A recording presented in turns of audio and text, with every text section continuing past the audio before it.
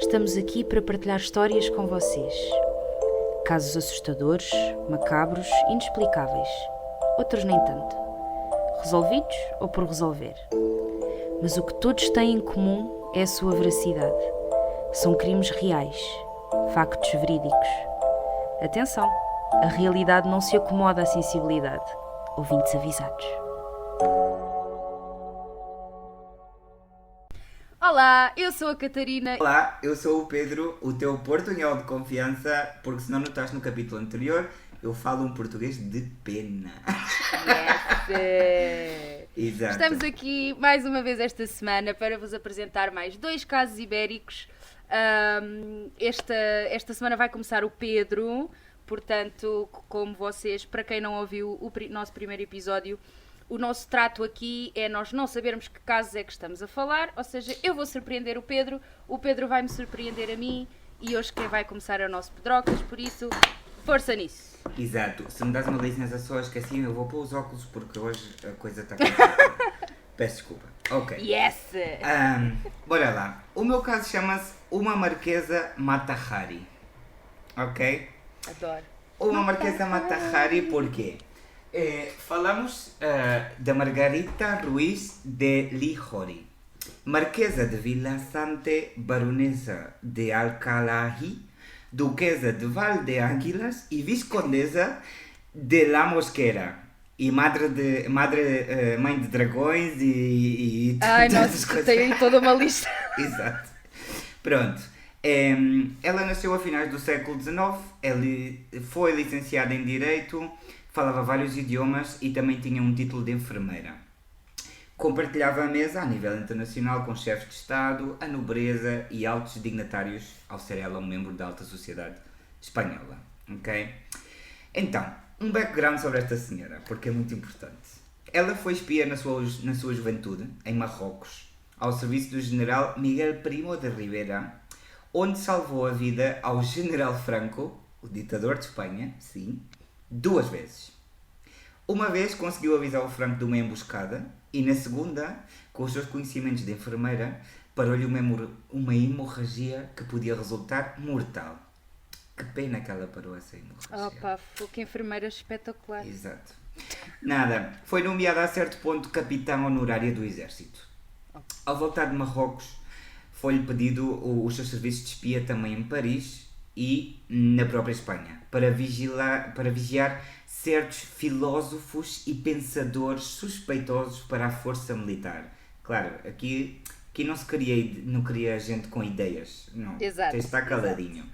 E depois disso foi enviada à América para estudar o feminismo, porque isso estava a adquirir um auge aqui em Espanha com a incorporação da mulher a atividades que até aquela altura estavam reservadas a homens. E claro, aqui também não se queria mulheres empoderadas. Claro, não se pode querer nunca nem Claro. gente inteligente nem mulheres. Claro, era só o que faltava, olha agora. Pronto, durante a Segunda Guerra Mundial ela continua como espia e colabora com os alemães nazis que tinham ajudado militarmente ao ditador Franco. Mas claro, vendo que o rumo da guerra mudava um pouco com os aliados, ela começou a espiar também para os ingleses. Então era aqui uma tal. Era um pau de 2 bicos? Claro, entendes então a parte do Mata Hari, não? Ela fazia exatamente o trabalho da Mata Hari, que era seduzir homens, buscar informação e dar informação onde era preciso. Exato, agora aqui faltava aquele som do Mata Hari. Foi logo o que eu cantei no início do vídeo, foi a primeira coisa que eu me lembrei. Ok, e agora vamos ao caso. 30 de janeiro de 1954. Estou a trazer um bem antigo, é? Boa. Luís, o filho da Marquesa, denunciou a sua mãe pela suposta implicação na estranha morte da sua irmã Margot, de 37 anos. Na denúncia, constava que a Marquesa tinha realizado diversas mutilações ao corpo da sua irmã após a sua morte.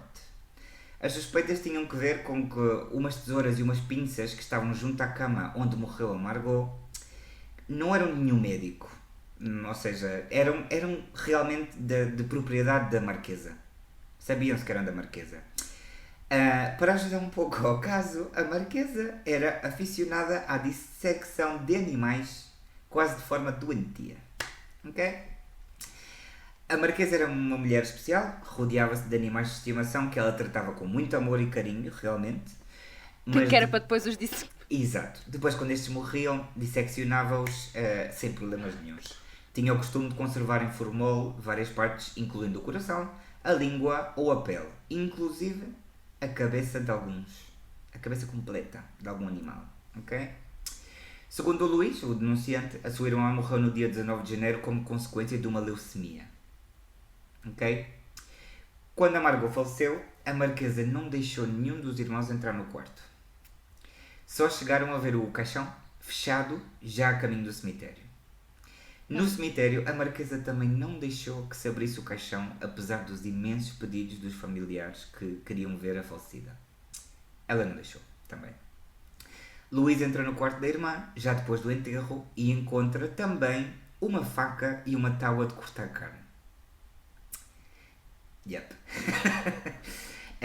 Dado um dos principais hobbies da sua mãe e o secretismo do enterro, o Luís suspeita que a mãe pode ter mutilado o cadáver da Margot, como fazia com os animais, obviamente. Exato.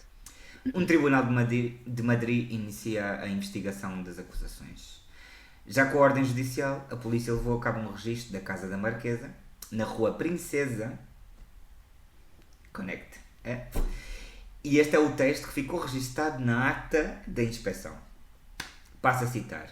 Um machado pequeno, dos típicos de cortar carne, um frasco de material de plástico com a metade inferior branca, a metade superior transparente e uma tampa vermelha. Este frasco contém, como se pode comprovar pela transparência da parte superior, uma mão direita. Parece ser de mulher e está cortada pelo pulso, estando o recipiente cheio de um líquido transparente. Deduzo que seja formol. Obviamente. Exato. O juiz, então, ao saber disto, ordenou a exumação do cadáver da Margot e a primeira coisa que resultou, estridente ou não, é que lhe faltava a mão direita, efetivamente. Ok? Um exame forense mais exaustivo, ao fazer uma autópsia, revelou que também lhe faltava um pedaço da língua, os olhos e que se tinha cortado o pelo púbico. Sim. Bruxarias, tudo para ir assim para o caldeirão da bruxa. Exato, uma magia aí sinistra. Negra. Negríssima. No primeiro registro do apartamento da Marquesa encontraram várias partes de animais em frascos, com formol, mas ao examinar melhor viram que também estavam os restos da Margot ali. Ok? A Marquesa acusada negou rapidamente todas as acusações, mas o juiz ordenou a detenção imediata dela e do marido. Além do seu apartamento em Madrid, a Marquesa passava largas temporadas numa casa que tinha em Albacete. E esta residência sempre deu muito que falar como cenário de histórias que envolviam uns homens vestidos de negro e com aspecto nórdico, muito brancos, que trabalhavam na cave da casa, num laboratório secreto, a fazer experiências estranhas. My God. Yeah. Estes foram assimilados pela gente rapidamente como cientistas nazis fugidos da Alemanha. Ao morrer a Margot, essa cave nunca se encontrou. Também nunca apareceram estes misteriosos homens nórdicos. Mas, de todas as formas, a polícia, ao entrar a registar a casa, sim que encontrou ali uma metralhadora de origem alemã em perfeito estado de funcionamento. Assim que era possível que estes dois alemães tivessem realmente estado ali e que tivessem fugido quando saiu à luz este escândalo todo, para não serem apanhados. Porque, obviamente, já era depois da guerra e tu eras nazi, não foste a julgamento e iam-te buscar diretamente. Bom, na Espanha não, porque estava ao Franco, né? Naquela altura, houve numerosos testemunhos de avistamentos OVNI naquela Testemunhos? zona. Testemunhos. Pronto, portunhol, peço desculpa. Houve numerosos testemunhos de avistamentos OVNI naquela zona. E algumas de quê? pessoas... Avistamentos OVNI. OVNI. UFO. Adoro. Exato. E algumas pessoas chegaram a relacionar os misteriosos homens nórdicos com seres vindos de outro mundo. Pois claro, obviamente. Permite-me dizer que nós nunca saberemos ao certo esta parte, mas eu vejo muito mais convincente que eram dois médicos nazis que estavam ali na cave e já estavam. Sem dúvida, né? Exato, mas o povo gosta de falar. Claro. Não há nada melhor que uma boa fofoca. Hombre!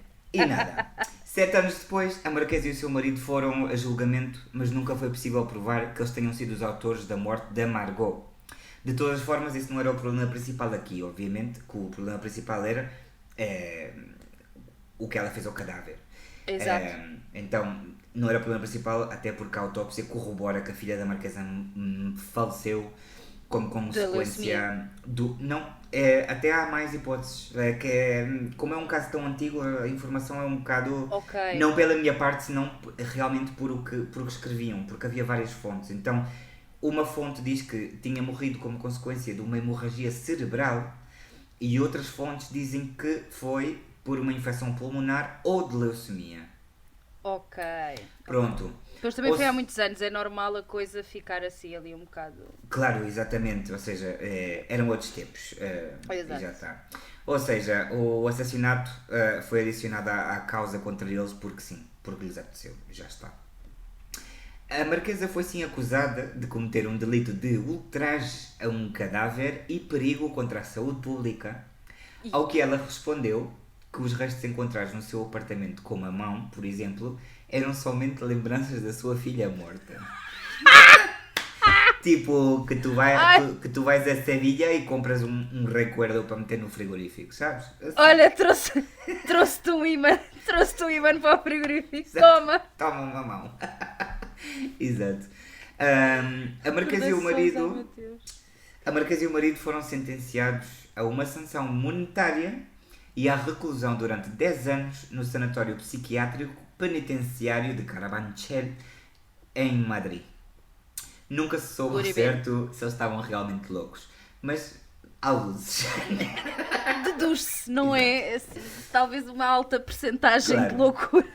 Um fato curioso, o caso foi tão falado em Espanha na altura que nas ruas de Madrid as crianças até fizeram uma cantiga e andavam por ali a cantar isto. Vou-te dizer.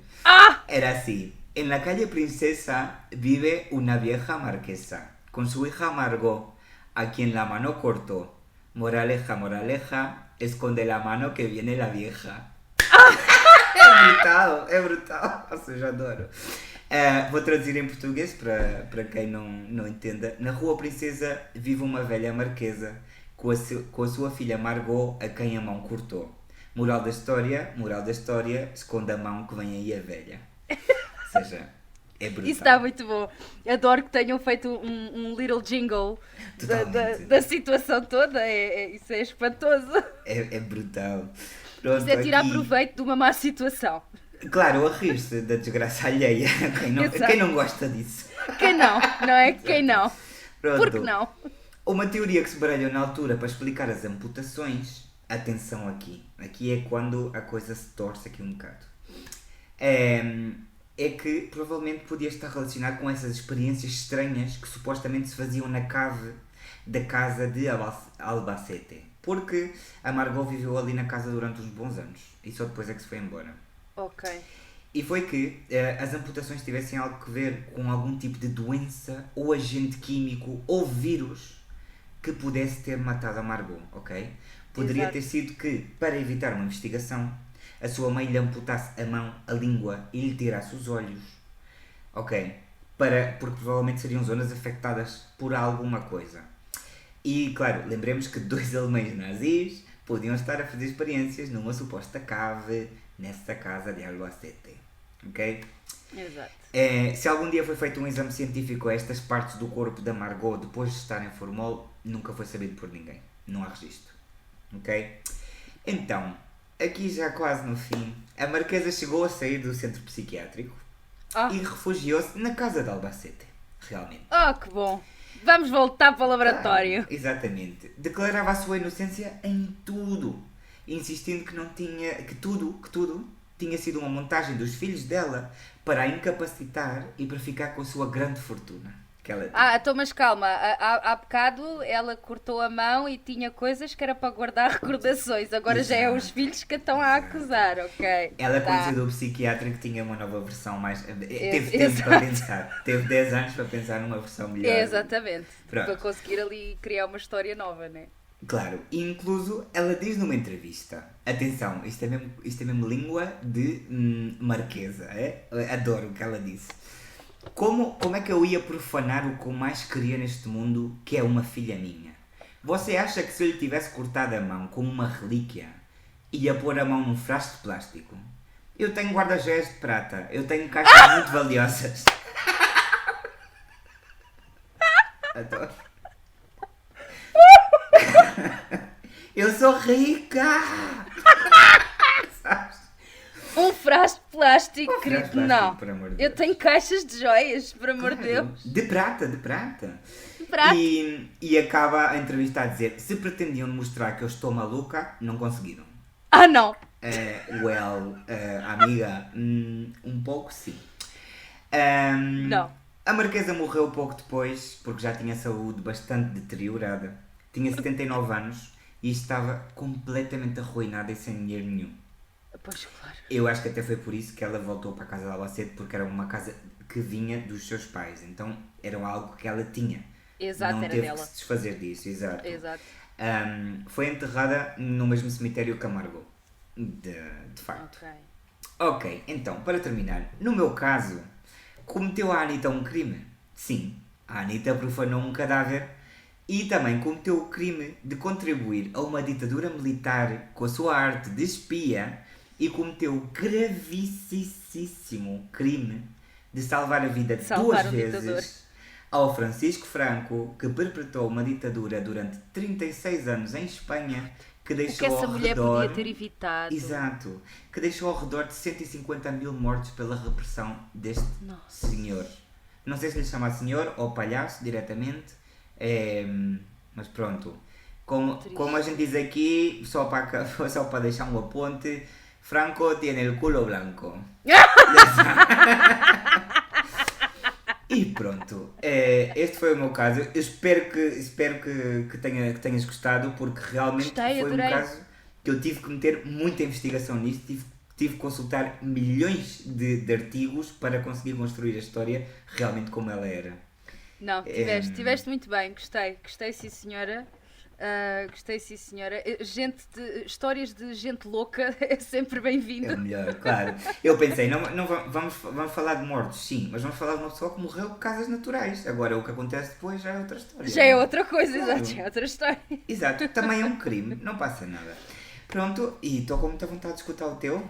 Go for it. Então vamos lá escutar aqui o meu. Portanto, o nome que eu vou dar ao meu caso hoje é Um Padre Inocente. Então, portanto, para começar, vamos falar aqui do Padre Frederico Cunha. Uhum. Conheces? Diz-te alguma coisa este nome? Não me diz nada isto. Isto foi uma história que também foi muito mediática na Madeira, em 1992, portanto foi no mesmo ano do caso que eu trouxe a semana passada. Mas pronto, só para vos fazer aqui assim um apanhado. O Padre Frederico nasceu em 1950 em Natal, no Brasil. Em 1983 foi para a Madeira e era sacerdote na Diocese do Funchal. Ora, aqui o senhor padre atraía muitas atenções. Toda a gente dizia que ele tinha um comportamento muito bizarro. Ok. Usava sempre o... Peço desculpa, mas eu pensei, era de certeza que era um padre todo giro e tinha ali as mulheres todas malucas. Se eu te mostrar a foto, você se apaixona. Ah, não quero. Não, velho, caquético, horrível, essas coisas todas. Não, um padre, pá. Pô. Um padre. Né? Que eu sou o maior fã de padres, portanto, escolhi logo um caso de um padre. Pronto. Claro. Mas também porque é que diziam que ele tinha um comportamento bizarro? Porque ele era... É assim, ele nunca assumiu, mas também nunca negou que era homossexual. E a gente sabe, pronto, nas mentes de hoje em dia já é uma confusão, mas antigamente muito pior, não é? Era bizarro, exato. Exato, exato. Pronto. Então, o comportamento bizarro do padre Frederico atraía muita atenção, principalmente porque ele andava sempre de óculos escuros, mesmo que entrasse tipo dentro de um café ou uma coisa assim, andava sempre com óculos escuros e tinha um gosto extremamente especial por caveiras. Ele andava com caveiras, exato, é um padre, andava com caveiras penduradas no casaco, nas fivelas dos cintos e tinha uma caveira bastante distinta que estava pendurada no espelho do carro, ou seja, toda a gente ali sabia quem era o carro do padre Frederico. Pronto. Soube-se numa investigação em 2012, ou seja, muito depois de se passar este caso que eu vos vou contar, que durante 10 anos o Frederico Cunha acumulou muitos casos de pedofilia em cada igreja onde ia passando. Exato. Yeah. A questão é, sempre que havia conversas de pedofilia, não é? Sempre que se começava a falar muito disso, o senhor doutor bispo Dom Teodoro de Faria, que foi a pessoa que ordenou o padre Frederico, transferia-o sempre para outra paróquia. Ou seja, nunca era do tipo, olha, não, acabou, fica aqui. Não, Encobria. transferiu sempre para outra paróquia. Ou seja, noutra paróquia vinha outro problema, Claro. depois era transferido e vinha outro e para aí afora. Pronto. Isto para vos fazer aqui um apanhado do padre Frederico, portanto, que ele já chegou à Madeira um bocadinho com essa fama da pedofilia. Ora, em maio de 1992, dia 2 de maio, para ser mais precisa, o corpo de um miúdo de 15 anos, Luís Miguel Correia, foi encontrado pelo próprio pai numa ravina no Caniçal. Foi encontrado com uma pancada forte na cabeça e a única coisa que tinha vestida era um par de calças com a braguilha aberta. Não foram encontrados sinais de abusos sexuais. Ok. O médico, aqui uma curiosidade sobre isto, o médico que fez a primeira autópsia deu uma entrevista em 2020, já assim muito velhinho, e ele dizia, não, realmente não encontrei sinais de abuso sexual, mas a água limpa tudo. Mesmo sem sabão, a água limpa tudo. Ou seja, o homem estava ali fixo na ideia que tinha sido, que o padre Frederico é que abusou sexualmente do miúdo. Apesar de não haver provas disso. Atenção. Ora, dia 1 de maio, um dia antes do crime, há pessoas, ou seja, há testemunhas que alegam ter visto o Luís Miguel dentro do carro do padre. Inclusive um casal que os viu a mais ou menos 600 metros de onde o Luís foi encontrado. Lá está, o médico legista que fez a primeira autópsia diz que o padre deu uma pancada na cabeça do miúdo. A pancada estava do lado esquerdo da cabeça, ou seja, o lado do condutor, né? Porque o miúdo se recusou a ter contacto íntimo com ela. A ter contacto íntimo com o padre. Ou seja, o padre ficou muito chateado, bateu-lhe, mandou-o da ravina abaixo. Portanto, o padre, havendo testemunhas que viram eles os dois juntos no mesmo carro, havendo rumores que o padre era pedófilo, eles nem meteram mais nada em questão, o padre Claro. é culpado, acabou. E o padre sempre se declarou inocente, atenção. Ora, voltando aqui só uns aninhos atrás, portanto, entre 1987 e 1990, o padre esteve, portanto, na paróquia madeirense de São Jorge e conheceu o Miguel Noite. Era um miúdo de 17 anos, se não me engano, filho de uma família muito pobre, então ele apadrinhou esse miúdo. A questão é que, alegadamente, ou seja, havia rumores lá na ilha que este Miguel Noite era amante do senhor padre. Mas que idade é que ele tinha, desculpa? 17 anos. 17, ok. 17, exato, ou seja, era menor. Uhum. Então, quando foram a julgamento, por causa para o padre ser julgado por homicídio, quando foram a julgamento, o Miguel Noite, o afilhado, afirma que quem estava com ele na noite e na hora do crime, quem estava com o padre, era ele, o Miguel, e não o Luís. Portanto, o que realmente morreu. Percebeste o que eu disse? Não, peraí. Bloqueei, não entendi. Volta lá. Portanto, Quem é quem? É que eles têm nomes, porque é o Luís Miguel e depois o Miguel Noite, estás a ver? Então isto pode Ok. fazer um bocado de confusão. Então Luís Miguel é a vítima, Ok. foi o que morreu, ok? O Miguel Noite é o afilhado do padre. Ou Supostamente. seja, o Miguel, o afilhado do padre, Aham. foi a tribunal dizer: era eu que estava com ele naquela hora, naquele sítio, não era O padre. o Luís Miguel que morreu. Ai não. ok. What the fuck? Ok, Pronto. agora entendi. Deixa-me só aqui um Pessoas que escutam de nada por eu ter perguntado outra vez. Porque eu também ter ficado na mesma. Só aqui um à parte, só para terem uma ideia, este foi o primeiro caso transmitido diretamente na TV de uma leitura de sentença. Uf. Ou seja, a Ilha da Madeira, pá, aí durante 40 minutos, uma hora, parou nos cafés, em todo o lado, a ver isto na televisão. Pronto. O padre foi condenado a 13 anos de prisão e o Miguel foi condenado a 15 meses de pena suspensa por encobrimento e falsas declarações. Ou seja, o tribunal não acreditou no que o afilhado do padre disse. Não acreditou que era o afilhado dentro do carro. Claro, ou seja, pelos antecedentes do padre já automaticamente E ignoram. por outras testemunhas a dizer que era realmente o Luís Miguel dentro do carro, eles simplesmente cagaram no que, Claro. no que o Miguel Noite disse. Ora, o advogado do senhor padre, Romeu Francês, o doutor Romeu Francês, andou a batalhar para provar que o senhor padre era de facto inocente. E agora vamos lá tentar perceber porquê. Para mim o padre não é inocente nenhum porque é pedófilo, ponto final. Agora, Sim. relativamente ao homicídio, acho que a história é outra. Vamos ver se eu me consigo fazer entender. Portanto, tanto o padre como o Miguel, como o afilhado, alegam que não era o Luís Miguel que estava com o padre naquela noite.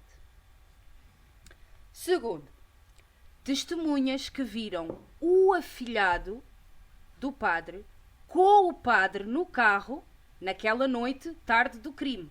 Ou seja, houve pessoas, testemunhas que confirmaram que não era o Luís Miguel que estava com ele. Houve até um taxista que foi lá, tipo, acenou, foi lá falar com eles ao pé do carro e não sei quê.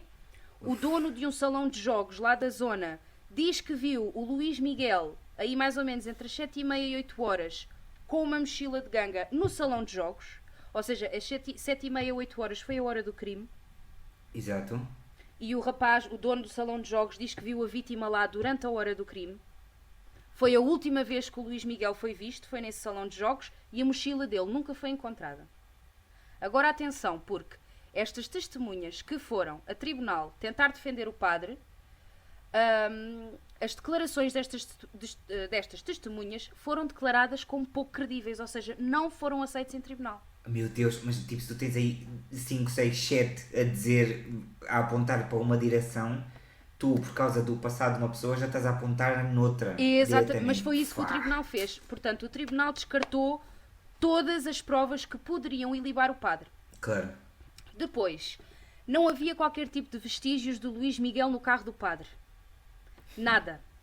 Não havia impressões digitais, não havia um fio de cabelo. Epá, se calhar com uma pancada forte pode não fazer ferida, mas também podia haver salpico. Nada. Não encontraram vestígio nenhum. E agora aqui, a questão que me faz mais confusão é como é que podem acusar o padre de atirar o Luís Miguel pela ravina abaixo se o corpo do Luís Miguel não tinha uma única lesão de uma queda de sabe Deus quantos metros. Como é que é possível um corpo cair de uma ravina abaixo e não ter qualquer tipo de feridas, de arranhões, de marcas, de lesões, o que for? Claro. São metros de altura. Não é? Completamente impossível. E bate sim, ali sim. nas rochas e vai, parte-se todo. Claro. Então, lá está. Como na primeira autópsia não acusou qualquer tipo de marcas ou lesões, não havendo qualquer tipo de prova que ligue o corpo da vítima ao padre, não havia nada que ligasse uma coisa à outra, a PJ chamou o Dr. Sombreireiro, que é ele morreu em 2007, doutor no Instituto Legal de Medicina de Lisboa, para fazer uma segunda autópsia. Uhum. E isto foi exatamente, portanto, ele fez aqui o Dr. Sombreireiro, fez uma entrevista em 2020 e ele disse exatamente assim: não há ninguém que consiga provar que aquele indivíduo foi agredido na estrada ou dentro do carro, por exemplo, que tenha ficado inconsciente e que tenha sido atirado por ali abaixo. Claro. Sim, porque o médico legista da primeira autópsia diz que a pancada na cabeça o deixou inconsciente e que ele foi atirado pela ravina abaixo inconsciente. No entanto, a segunda autópsia de um médico muito mais experiente, com muito mais experiência em autópsia, diz que não é possível. O advogado do senhor padre, inclusive, recorreu a eu tenho que ler isto, tanatologista.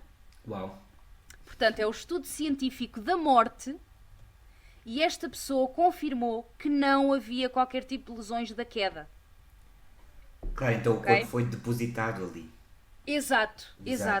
Ou seja, eu acredito que nem sequer foi atirado, ou seja, não foi atirado da ravina abaixo. Supostamente não há marcas disso. Claro, claro. Ou seja, levou uma pancada na cabeça, deve ter morrido ali e o corpo ali ficou. Isto estou eu a calcular, atenção.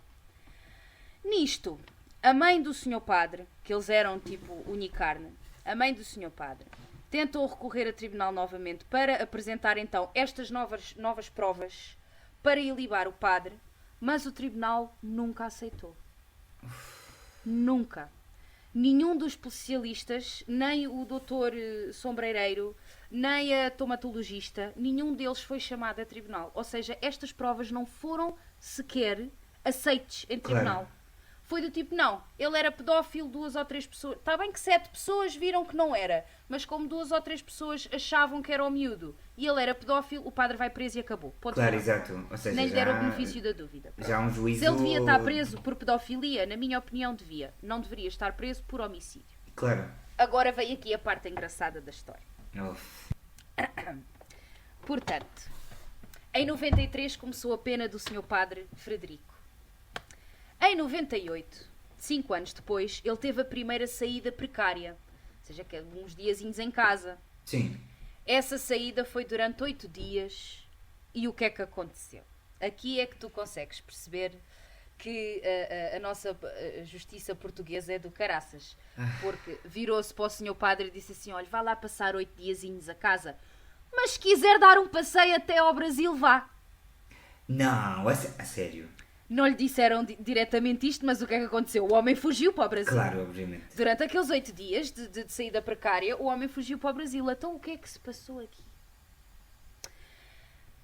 O Brasil, o consulado brasileiro, arranjou passaporte e todos os documentos válidos para dar ao padre Frederico. Não. Exato. Ele voou para Madrid, de Madrid voou para o Brasil e bye-bye. Adeus.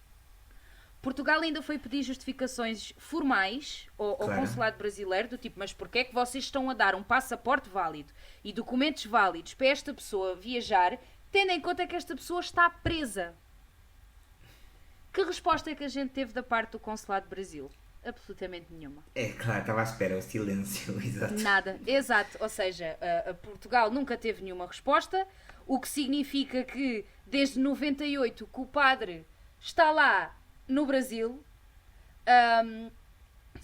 Portanto, os crimes de que ele foi acusado foi homicídio e homossexualidade com o menor. Oh, fuck, ok. Que é assim, é uma expressão, é uma coisa estúpida. Ok. Vou meter na cabeça que eram outros tempos, porque Exato, esses exato. termos são lixados. Não, Exato. Não, Ou seja, eu vou-te ser sincera, eu quando vi isto eu até pensei, será que falo, não falo, digo, não digo? Porque isto não é uma coisa que existe. Isto não é uma coisa que existe. Não. O que existe é abusos sexuais e molestar e assédio a menores. Homossexualidade não tem que estar inserida em crime absolutamente nenhum. Ponto Não, final. Vamos só exato. deixar isso assente. Isto era uma coisa que existia há anos atrás e que hoje em dia é impensável. Epá, olha, até já me estou a chatear. Continuando aqui a história do Exato. Sr. Padre.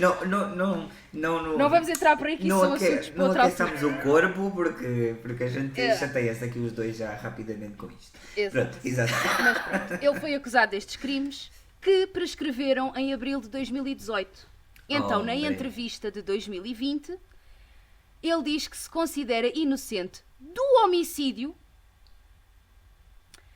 Diz inclusive que se não fosse padre não teria sido dado como culpado e que foi tratado como se a homossexualidade fosse crime. E a homossexualidade nunca foi crime. Isto foi a defesa dele, na entrevista. Uau. Não, claro que Ok? nunca foi crime, mas tu não sei dizer agora em português, mas tu Fala molestares Exato. a crianças. Ele sim, que é assistiu, um ele assistiu crime. mais que uma criança, né? Claro, Depois eu exato. descobri que foi muito mais que uma. Portanto, Ridículo. a questão aqui é, não interessa se ele se assumiu, se não assumiu, se era homossexual, se não era. A questão aqui não é essa. A questão é que ele livrou-se. Claro. Devido ao consulado brasileiro, ele livrou-se de tudo. Ok, se calhar ele não deveria estar preso por uma pena de homicídio. Correto. Talvez não. Mas havia, sem dúvida, muitos relatos de pedofilia. Portanto, ele deveria estar preso. Ponto assente. Agora, aqui o consulado brasileiro, de alguma maneira, ele sempre teve muito apoio do consulado brasileiro. Teve, inclusive, muito apoio de bispos de Leiria, de Coimbra e de mais uns cantos aqui de Portugal, que eram os bispos que os iam visitar, que o iam visitar à prisão. Ele teve muito apoio desta gente toda, portanto eu acredito que isto tivesse, e é assim, a gente sabe, a gente sabe, mas eu acho que a gente não tem noção do poder que a Igreja realmente tem. Sabes? Então eu acho que esses bispos que o foram visitar várias vezes tiveram realmente mão nisto, junto com o consulado brasileiro, que por alguma razão achou que sim, vamos salvar esta pessoa, o que não faz sentido nenhum, né? Então pronto. Houve, nesta entrevista em 2020, a jornalista chegou a perguntar-lhe se ele tinha intenções de alguma vez voltar a Portugal, e ele virou-se e disse: não, então se me prenderam e me quiseram mandar embora, que ninguém o quis mandar embora, toda a gente o queria preso aqui. Claro, queria preso aqui. Né, exato. Mas se eu não sou bem-vindo, nunca mais terei intenções de voltar. Então ele há de morrer no Brasil. Ele continua, atenção, porque isto dá cabo de mim, ele continua a trabalhar na igreja.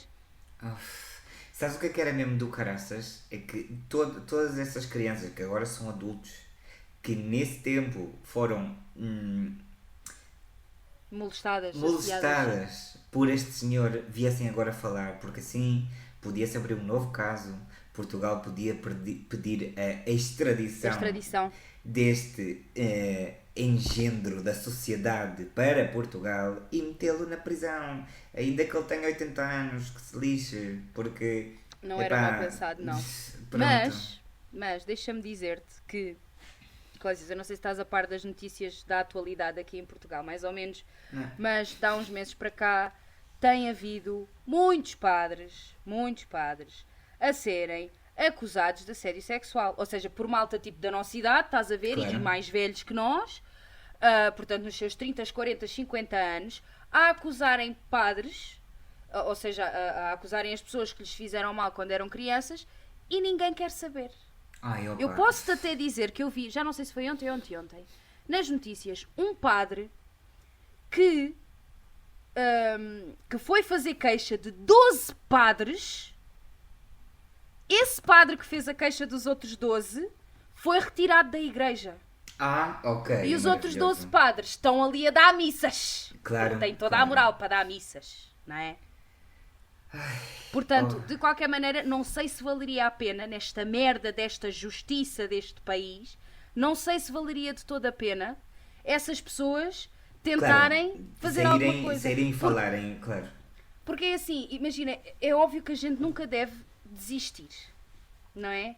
E era bom, sim senhora, ter um tipo closure, não sei como é que se diz em português, mas pronto, ali uma clausura. Exato, um fechamento. Sim, um fechamento. Mas pronto, terem ali tipo um fim da situação. Mas claro, será que vale a pena estar a reviver tudo durante anos e anos, porque a gente sabe que a justiça neste país demora anos e anos a resolver as coisas? Será que vale a pena estarem a reviver isso tudo para depois chegarem ao fim, se for preciso, o tribunal português dizer: olha, deixe lá, não vale a pena, o homem está lá no Brasil, deixe lá. Claro. Porque é assim que funcionam os tribunais aqui em Portugal. Essa é uma atitude muito portuguesa, é tipo: coitadinho, ele já está velho, deixa-o lá. Deixa-o morrer para lá, ele já está lá, já não chateia ninguém. Claro, já não chateia, agora o que a gente vai chatear com... sério. Olha, esta história, há bocado eu estava-te a dizer que isto estava-me a matar e estava-me a dar aqui uns nervos enormes, porque eu não sou de todo, não estou para aqui, não quero estar aqui a falar de religião, mas eu sou completamente contra a igreja. A igreja é empresa. A igreja... Exato. Ou seja, eu não estou a falar de religiões, não estou a falar nada disso. A igreja, empresa, acho que é um negócio, acho que é uma coisa completamente política, é uma coisa completamente ridícula. Então, este caso, eu estava ansiosa que este caso acabasse. Porque isto estava-me a moer, estava-me a moer. E a maneira, lá está, como isto é da década de 90, a maneira como falam, as expressões que usam, até lá está, esta coisa da homossexualidade. Olha, este caso deu-me aqui umas raivas e deu-me aqui uma vontade de rasgar a folha e começar a pegar outro caso qualquer de novo. Mas pronto, agora já saiu. Já está, já acabou. Não vamos voltar a revisitar, a menos que esta pessoa seja extraditada para Portugal e presa e tudo. O que não vai acontecer, exato. mas pronto. Eu vou andando atenta, se algum dia destes o senhor Frederico, o padre Frederico, eu aviso. Eu aviso-vos, eu dou-vos notícias, eu faço um post no Instagram. Maravilhoso. Assim, Se ele morrer, a gente bate o padre palmas aqui. foi-se, o padre foi-se. Muito bem. Pronto, este foi o meu caso. E é isso, este foi o meu caso. E foi difícil, foi um caso um bocado complicado para mim. Então, no teu caso, o que aconteceu com a Anitta? Conta-me. Não, é verdade. Como é que eu me esquecia da Anitta? Então, o que é que aconteceu com a Anitta? Então, neste caso, a Anitta fugiu da prisão. Exato. Portanto, a Anitta foi falsamente acusada de um homicídio. Deveria estar presa por assédio, por pedofilia. E fugiu para o Brasil com a mamã. Exato. Pronto. E Olha, pronto, esta é a Anitta, é a minha Anitta desta semana. da semana. Fugiu para o Brasil. Maravilhoso. Tenho um ponto aqui a fazer. Vocês não se deram conta, mas eu levo 2 casos a dizer forense ao que a Catarina chama médico legista. Eu dei conta, mas Exato. é a mesma merda. Pronto, bem. É a mesma coisa. Se se entende. Porque falares forense também vai dar a mesma Claro, coisa, então não corrigi. Se Tá ok, se tá o que certo. se entende maravilhoso. Claro, porque deduz que até em português seja medicina forense, Exato, não e é, medicina e é, logista. Exato. Pronto. Calma, mas não é logista, é legista. É legista, ainda por cima. Esquece. Ai, Logista é de loja, pá. Isto é ali ao médico da loja. Pronto, a Espanha roubou-me de vocês de uma maneira muito forte. Dizer aqui a toda a gente guapíssima que nos escuta, que sigam no Instagram, que deem likes no YouTube, que subscrevam, que ponham aí o sininho que é quando a gente subir alguma coisa vocês recebem. No Yes. Spotify igualmente, dá 5 follow. estrelas. 5 estrelas, dá 5 follow. stars. Exato. Dá no sininho para que também estejas atualizado sempre que a gente subir alguma coisa. E já podemos confirmar que os nossos episódios vão ser subidos cada quinta-feira. À quinta-feira Yes, vocês podem sir. esperar um episódio novo nosso. Todas as quintas-feiras, se Deus quiser, se a gente quiser. Exato.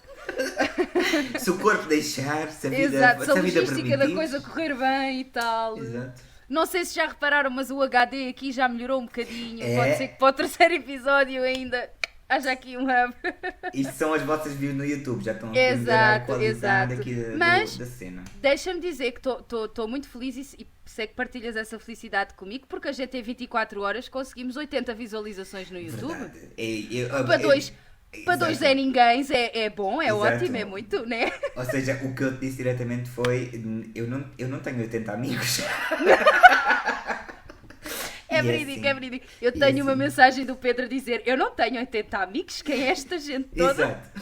Ou seja, muito feliz com isso e nada. Yes. Vou-vos já adiantar que semana que vem vocês vão me odiar e a semana seguinte vocês vão me odiar ainda mais. Já tenho caso preparado, sim senhor Catarina.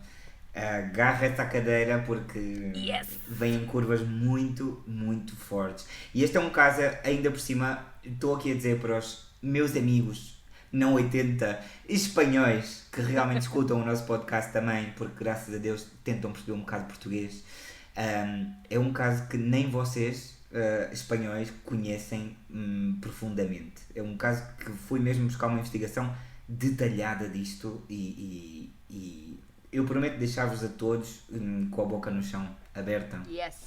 E já É isso está. que a gente quer. A gente quer casos bons, quer casos mediáticos, queremos muita conversa. A gente quer rir também porque queremos falar disto, ou seja, nós queremos sim mostrar-vos estes crimes reais e falar-vos destes crimes reais, mas queremos que a gente o possa fazer de uma maneira leve, uma Claro. maneira que seja tranquila para todos, que possam dar umas risadas com a gente também, porque a gente muitas vezes também só diz asneira. Claro. Estamos cá para isso. Exatamente. Portanto, olha, da minha parte, estou muito contente com o teu episódio, gostei muito do teu episódio, Pedro. E eu do teu? Estou muito feliz com o episódio 2. Estou muito feliz com as visualizações do nosso primeiro episódio. Continuem a dar like, a subscrever, estrelinhas, esses perlimpimpins todos. E compartilhem com os amigos. Exato. Yes. E para a semana estamos cá outra vez com mais 2 casos espetaculares. Esperemos nós. Exatamente. Da minha parte, um beijinho, guapos. Mua, mua, mua. Até para a Tchau. semana! Mamma